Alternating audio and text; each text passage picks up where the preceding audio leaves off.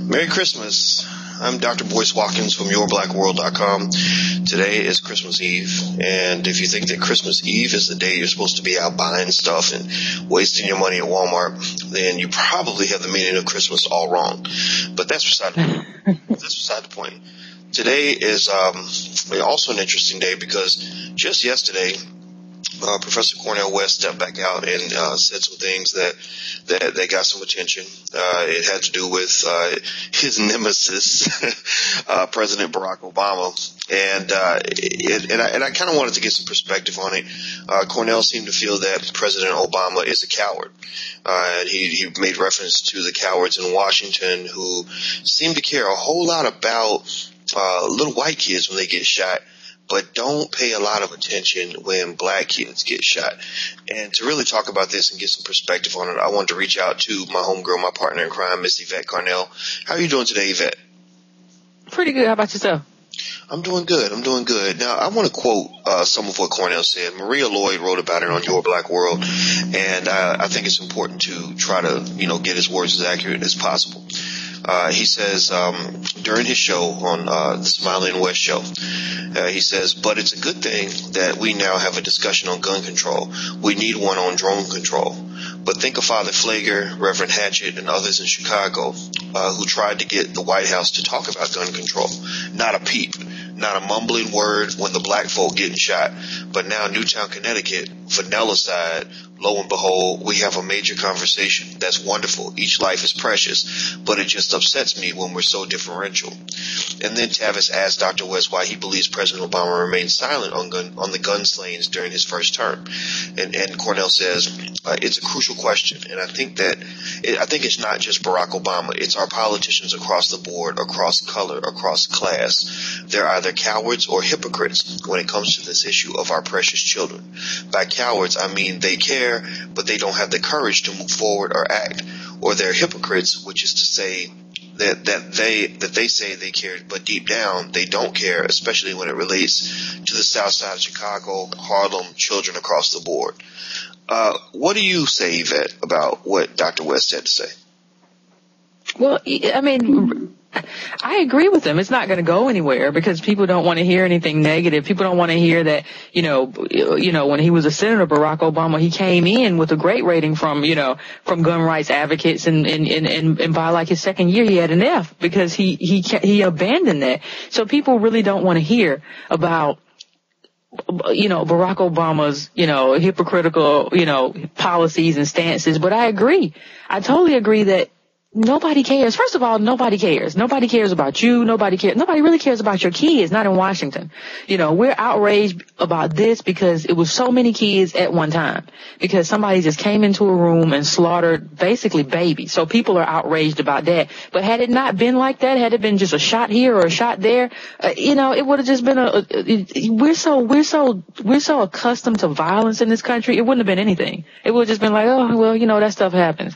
And especially if it's black, the value of a black life is not the same as the value of a white life. And that's just not just here in America. I mean, I think we have to remember and go all the way back to the 3/5 compromise, black people being 3/5 of a human being. That's still here. And that's why in Rwanda, when they kill, 800,000, 1 million or whatever, Rwandans in a civil war, you don't hear people about it. It's like, that's what black people do. They kill each other. That's what they do. They're animals. But when it happens in the white community, it's like, oh no, these are civilized people. What happened to these people? What's wrong with these people? Something snapped, because white people just don't kill each other like that. They're not like those black people. So I think to that extent he's right. And I don't think Obama wants to do anything I think he's being forced. His hand is being forced by people who are saying, this is beyond the pale. But I really think most politicians are basically sociopaths. They're compromised individuals who don't want to do what's right for America, who are narcissists and want to get reelected. I don't think anybody deserves any credit for anything on this issue. These politicians are being pushed, which is what you should do to politicians. Mm-hmm.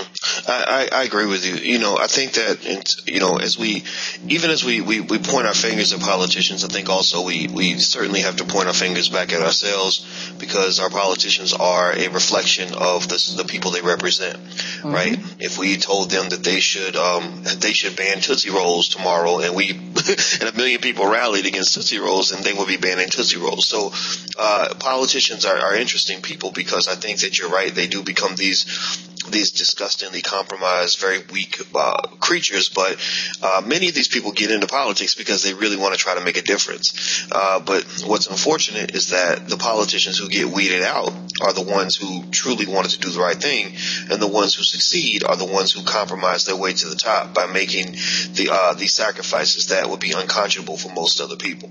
And when you get all the way to the top of the pile, meaning President of the United States, you had to make some dirty deals with the devil in order to get there. I don't care who you are. I think that's true for almost everybody who's been elected. So, I think that, what Cornel said is interesting. I think it's unfortunate that this thing kind of has I guess become what it is. It's really this back and forth.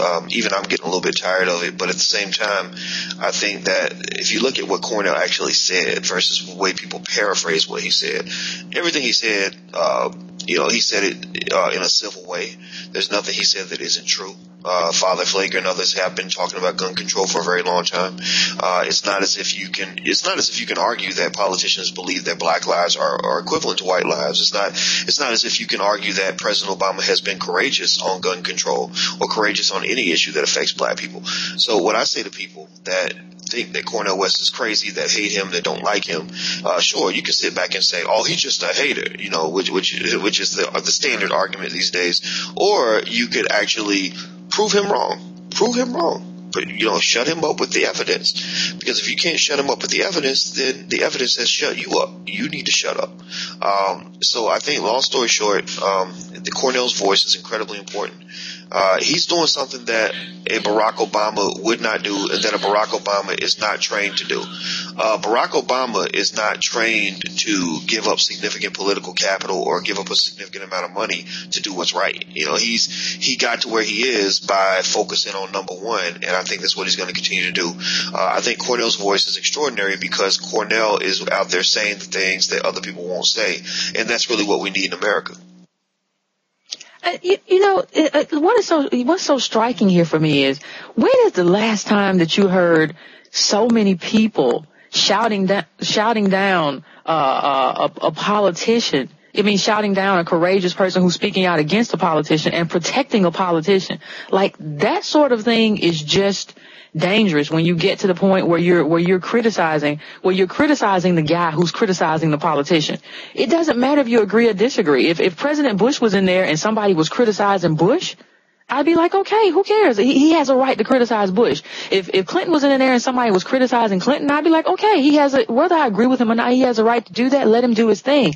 But it's very immature and unserious the way black people come out and support Obama. Anytime somebody opens their mouth to say anything critical of him, is almost like a knee-jerk reaction. And in terms of, black people don't even think about what they're saying anymore. If somebody says anything about Obama, somebody could say, I don't like Obama's coat today. Oh, you just hate it. You don't like people who try out new styles. It's everything. You can't say anything about this man. And they don't understand that there's something wrong with you if you protect this guy like he's somebody in your house. You protect him like they're talking about your son or your husband or your brother. You don't know this man, and he has a huge responsibility, and the more criticism, the better. And you can't tell me anything about drones. You can't spot off any numbers to me, but you can tell me how Barack Obama is doing the right thing. So I really feel for Cornel, because I know Cornel is going to be met with so much hostility and animosity. I don't even know why he's still talking, because black people aren't listening. No matter what Obama does, they're going to keep his picture up on their wall, and they're going to be happy, and they're going to sing his praises for 100 years. So I don't even know. He might as well move on and just let the chips fall where they may, because black people will persecute somebody who's trying to help them. But if you're just saying black people screw you, black people are like, rah rah rah, he's on our team. It's like a bizarro world. It's like a multiverse or an alternate universe, something. I don't get it. Yeah, well, I think that in all fairness to black people who are not in that category, I think that we should also remember that it's not everybody who's thinking that way. The numbers of people who go off on you for critiquing President Obama, that number has dropped dramatically since 2008. Back in 2008, when Cornel said what he said, or even if I said anything that wasn't 100% supportive, 100% cheerleader, I got criticized relentlessly. Now, when I say it, there's a fight that ensues because there's a huge faction of people that are like, I'm tired of this guy. guy. This guy is not doing anything that represents my interest. He's not one of us. And so the tide has turned a little bit. It hasn't turned enough. Mm-hmm. He still has that coveted prize of being the first black president. And there's something about being the first guy to get that big important job, no matter what it is, where people just don't care how well you do the job. They don't care what your responsibilities are on the job. They're just so proud of their baby because their baby got the job. Almost like, your old grandma who's just so proud of you because you went to Harvard Law School and you got the job at the big important law firm. She don't care if you are helping companies get rid of toxic waste and destroying the environment. She don't care if you working for corporations and murdering little babies. She just proud because her baby got the big important job. He wears a nice suit. He drives a fancy car. And that's what people see with Obama. They see the important man in the fancy suit with the fancy limos and all that. And they're not, at this point, I don't think as collectively we got to the point where we stop and say, okay, you've got the job. That's nice. But how well are you doing the job? And being president is cute. But what are you doing as president? Well, how effective of a president are you? And the last point I'll make very quickly is that there are a lot of people who say, well, where was Cornel back when Bush was doing this? And where was Cornel back when Clinton was doing that? I say he was exactly where he is right now. He was saying exactly what he's saying right now.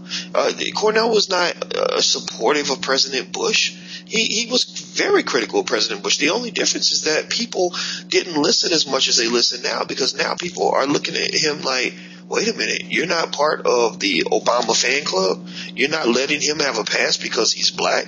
No. He doesn't deserve to have a pass because he's black. He deserves a pass when he earns a pass. And so far, when it comes to gun control, he certainly hasn't earned a pass. I've talked to so many, ever since I had my meeting last week. Believe it or not, I actually had that meeting with Russell Simmons to talk about mass incarceration. This shows that people who don't always agree can work together. And that's my goal. My goal is to try to reach out to people that I may not agree with to try to see if we can get things done. And, after that conversation, I had meetings with several organizations that advocate for against mass incarceration, and all they're asking for are simple things like, we just want help in making sure that there are not people rotting away in prison under old antiquated crack laws that have been abolished and gotten rid of, in the 100-to-1 versus 18-to-1 disparity. We just want retroactive sentencing, and we can't even get that. We got people in prison under laws that don't even exist anymore. That we just want we want somebody to get clemency or commutation. The president will not give anybody clemency unless a woman told me that he did it for one person recently, and it was like one of those cases where you couldn't have said no. But there are so many other cases where it's clear that the person should not be in prison, but the president's administration does not care. And I think that that's just shameful. I'm like, what is wrong with these people? What are they thinking? What is going on? And I literally asked someone, I said to somebody literally, and I have to be honest, I said, is Obama's life in danger? Is somebody holding something over him, blackmailing him to keep him from showing any kind of courage? Because on issues that should be clear, he's not stepping out on any level. He's not showing that courage. Don't compare yourself to Abraham Lincoln, the way you want to, because guess what? If President Obama was in office in the Civil War, black people would still be slaves. They never would have gotten freedom because Obama would not have had the courage to push through the 13th Amendment the way Lincoln did. Lincoln did it against the grain. He did it when his advisors were telling him not to do it. He pushed forward when he didn't quite have the votes yet. Obama doesn't have that kind of courage. And I hate saying that because I want him to be courageous. I want to like this person. But what I'm saying is just so embarrassing. It's just embarrassing. We don't need the first black president to be an absolute coward. You can back down a little bit, and I know you got to compromise, and I respect that. But don't just be a punk. And that's what's driving me crazy. I tell people all the time, if people ask me, what do you think Obama is going to do about X, Y, or Z? And my answer is always the same. Ask yourself whether or not it's good for Obama.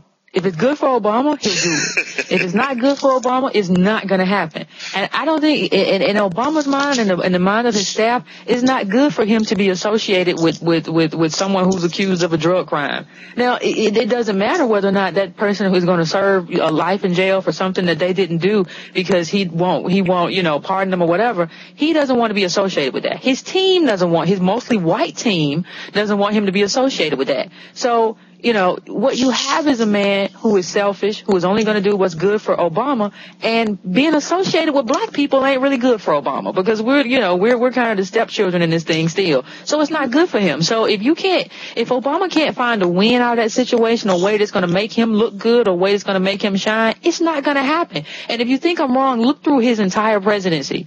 Everything that Obama did, everything that he took on, whether it be gay rights, whether, Don't Ask, Don't Tell, whether it be the DREAM Act, everything that he did was good for him in the long term. He didn't do anything for the African American community because we were already on his team. He was gonna have to deal with Fox telling him that he was just trying to look out for black people and he was trying to pay back time or whatever. And that wasn't necessarily good for him in terms of white media. So if it's not good for Obama, it's not gonna happen. And being associated with a bunch of Negroes isn't good for the first black president. Ain't that something? I know it's unfortunate, and I don't know what to say. I'm just tired. I have little patience for those people who come back with something nasty to say every time you critique one of the administration's policies. All I say is, look, if you're gonna come to me or anybody, Cornell or anybody else, come correct. Come with some evidence to support your assertion. It's much easier to attack Cornel West than it is to defend your beloved president. And you notice 99% of those people do not come with facts that support the president. What they'll do is they will come with speculation that is critical of Cornel West. Oh, he's just a hater. He's mad because of inauguration tickets. He's just, he wasn't saying this back when Bush was in office. Oh, Cornel West, because he took money from a corporation. Whatever. They'll come up with these flimsy little arguments to really deal with the struggle that they have with their own hypocrisy. The struggle is, my goodness, I don't have anything I can say that will defend the person that I'm trying to defend. I have to confront the fact that I only support him because I'm just so damn happy to have a black man in the White House. And the whole time they're just playing you all the way to the bank. Again, I'm not sitting here trying to say that we should dislike President Obama or undercut his power or whatever the case may be. I'm not saying that, but I'm saying that the proof is in the potato salad. If the evidence is not there, then you cannot pretend like they are doing things that they did not do. And that's the problem. That's what they're doing. They're playing with their head, getting you to believe that they have done things that they have not done. And I just think that's atrocious. So thank you very much, Yvette, for your time. I really appreciate it. All right, and thank you all for checking us out at yourblackworld.com. And if you heard me sniffle or chewing on my banana, I apologize. I tried to mute the audio, and that's just what you get when you come when you roll with us in the Your Black World ghetto. Sometimes we use ghetto technology, but we're getting Boyce better. Watkins with a banana. I know, Boyce Watkins with a banana right here, my banana. So take care, and until we meet again, please stay strong, be blessed, and be educated. We are gone. Peace.